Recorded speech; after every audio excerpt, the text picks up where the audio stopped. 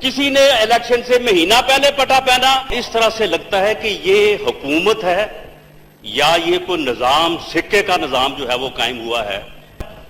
आप ताकत का इस्तेमाल करके तो आप क्या मार दोगे सब लोगों को? किस तरह से आप अमन कायम करोगे? आप हालात खराब कर रहे हैं। इसलिए मैं ये कह रहा हूं कि उनके साथ जो है वो बैठ के इस मामले को जो है वो वाइजली हल किया जाए। वो कुव्वतें वही हैं जो आपसे टिकट देने के लिए इंटरव्यू लेती रही हैं। फिर हमारा खुदा ही हाफिज है, लेकिन अब भी अगर होश के नाखून ले लिए जाएं तो ये बेहतर होगा। आज हुकूमत क्या कर रही है जनाब स्पीकर, अगर इस चीज को सीरियसली ना देखा गया और यही गैर संजीदा रवैया जो है वो बदस्तूर रहा जो 3 दिनों में रहा है। अस्सलाम वालेकुम नाज़रीन इकराम, आपको राना सनाउल्लाह की मुकम्मल तकरीर सुनाते हैं। इंतहाई जज्बाती तकरीर, पूरे मुल्क को हिला कर रख दिया। आप जानते हैं कि पूरा कश्मीर इस वक्त सड़कों पर है और पूरे कश्मीर का एक ही मुतालबा है कि हमारे मुल्क के अंदर सही हुकूमत राइज की जाए, लोगों के जज्बात के साथ खिलवाड़ न किया जाए। हम किसी सूरत पीछे नहीं हटेंगे। हुकूमत के हाथ पाँव फूल चुके हैं। नाज़रीन इकराम, आप ये वीडियो देखिए, फिर इस पर डिटेल में बात करते हैं। फैसला आने के बाद जो है वो लॉ एंड ऑर्डर की सूरत हाल खराब हुई। जो सूरत हाल हुई वो सबके सामने है।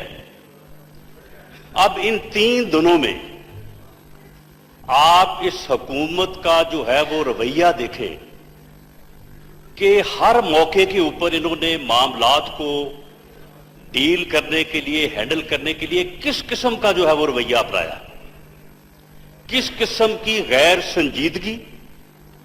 और इस तरह से लगता है कि ये हुकूमत है या ये कोई निजाम, सिक्के का निजाम जो है वो कायम हुआ है या ये कोई तमाशा है। पहले दिन सबसे पहले जो मौक़िफ़ आया हुकूमत की तरफ से वो वज़ीर आज़म साहब की जो है वो तकरीर है।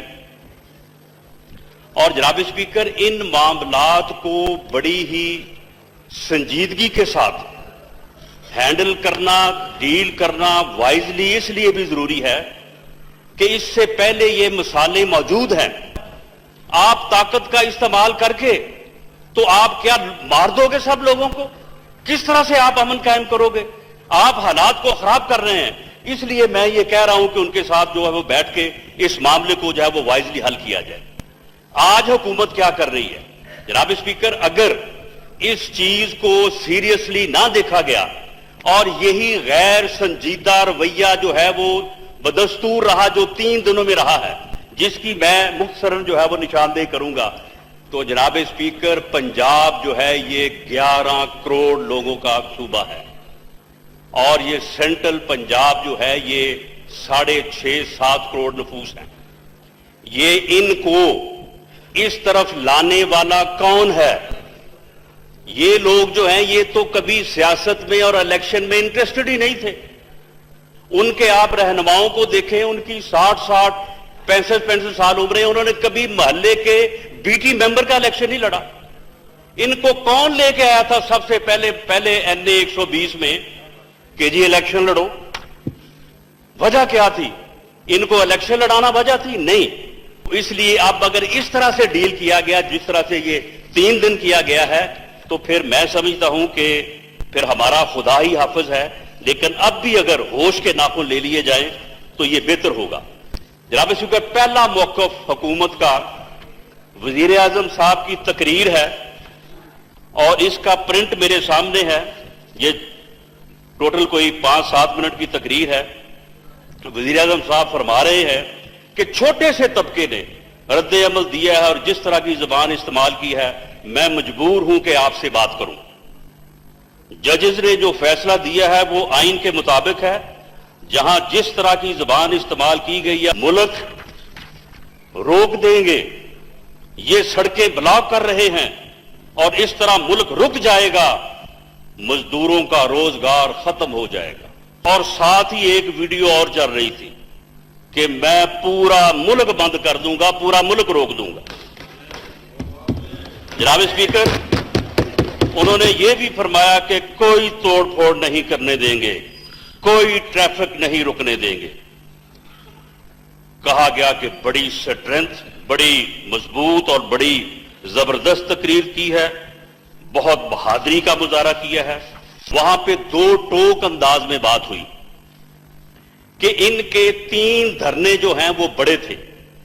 ہمارے علم کے مطابق وہاں پہ یہ بات ہوئی کہ ان 3 دھرنوں کے اوپر جہاں پہ تعداد زیادہ ہے وہاں پہ طاقت کا استعمال نہیں کرنا چاہیے۔ یہ جناب اسپیکر ہمارا ایکسپیرینس بھی تھا۔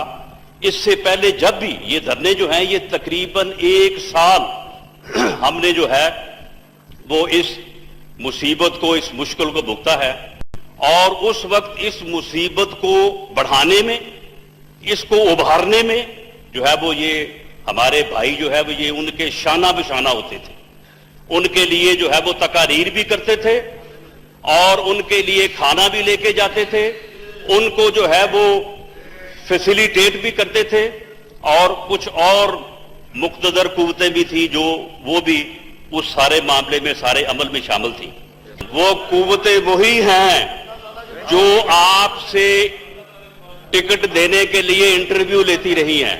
یہ بات بلا خوف تردید یہ کہتا ہوں کہ بات صرف یہ ہوئی تھی کہ جہاں پہ ان کے دھرنے جو ہیں وہ بڑے ہیں وہاں پہ آپ یوز آف فورس نہ کریں، کیونکہ فیض آباد کا ایکسپیرینس تھا۔ یہ کس نے ان کو کہا تھا کہ آپ موبائل سرور جو ہے وہ پورے دن کے لیے بند کر دیں؟ یہ کس نے ان کو کہا تھا کہ آپ نے اگر 3 جگہ پہ آپ نے فورس کا استعمال نہیں کرنا تو آپ جو ہے وہ پورے ملک میں جو ہے وہ فری فار آل کر دیں؟ انہوں نے پورے ملک میں فری فار آل کر دیا، جو انہوں نے ایک دن میں جو ہے وہ پورے ملک میں جس طرح سے جو ہے وہ لوگوں کا حشر کروایا۔ جناب اسپیکر، یہ ان کا حال رہا اس دن، اور اس کے بعد پھر جو ہے یہ انہوں نے ایک معاہدہ کیا جس کے متعلق کہ جی معاہدہ تو بس معاہدے جب ہے تھے وہ پہلے بھی تھے، ریت پہلے بھی پڑی ہوئی تھی۔ جناب اسپیکر، اس کے اوپر میں پھر زیادہ بات نہیں کرتا کہ وہ پہلے معاہدہ جو وہ ہوا تھا یا وہ کسی نے کروایا تھا۔ وزیر اعظم صاحب کی وہ پالیسی ہے حکومت کی، اور یہ حکومت کا معاہدہ ہے۔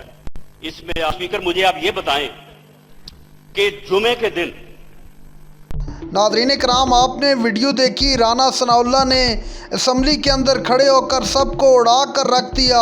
پاکستان کے موجودہ حالات پر پوری دنیا اس وقت بات کر رہی ہے، خاص طور پر کشمیر کے اندر جو عوام اس وقت سراپا احتجاج ہے اور پورے کشمیر کو بند کر رکھا ہے، اور کشمیریوں نے واضح طور پر کہہ دیا ہے کہ اس وقت تک ہمارا احتجاج جاری رہے گا جب تک ہمیں انصاف نہیں دیا جاتا، ہمیں نظام تعلیم میں برابری کا حق نہیں دیا جاتا۔